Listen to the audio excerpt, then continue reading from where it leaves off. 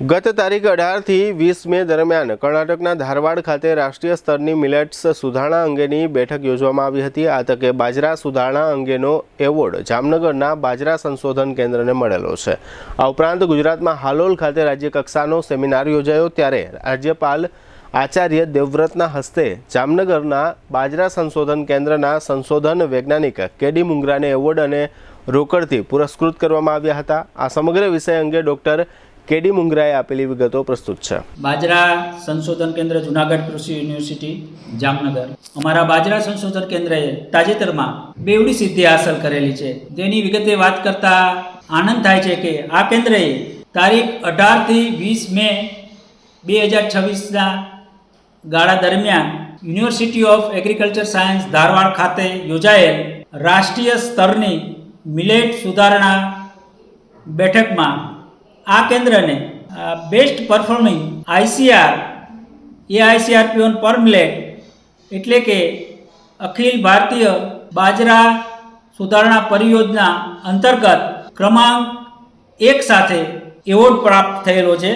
તમામ સ્તરે આ કેન્દ્રએ બાજરા સુધારણામાં ઘણું જ સારું કામ કરેલું હોવાથી વર્ષ 2025-26નો આ એવોર્ડ ડીડીજી ડૉક્ટર યાદવ સાહેબના હસ્તે આપવામાં આવેલો છે।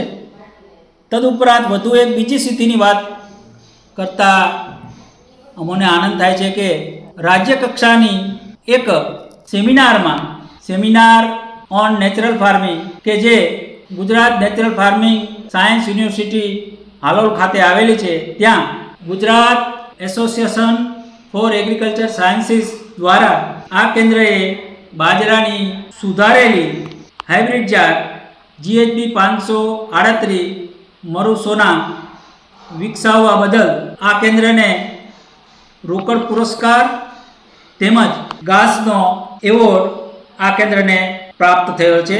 આજે ઘાસનો એવોર્ડ છે એ સદવિચાર પરિવાર એવોર્ડના નામથી આપવામાં આવેલો છે અને આ એવોર્ડ ગુજરાતના મહામહિમ રાજ્યપાલ શ્રી દેવવ્રત સાહેબ તેમજ અમારી યુનિવર્સિટીના કુલાધિપતિ દ્વારા આપવામાં આવેલો છે। આ બંને એવોર્ડ આ કેન્દ્રને ટીમ એવોર્ડ તરીકે આપવામાં આવેલા છે। આ એવોર્ડ પ્રાપ્ત કરવામાં જુનાગઢ કૃષિ યુનિવર્સિટીના honourable vice chancellor doctor VP Chovatiya તેમજ સંશોધન નિયામક ડૉક્ટર એજી પાનસુરિયાનું વિશેષ માર્ગદર્શન મળેલ છે।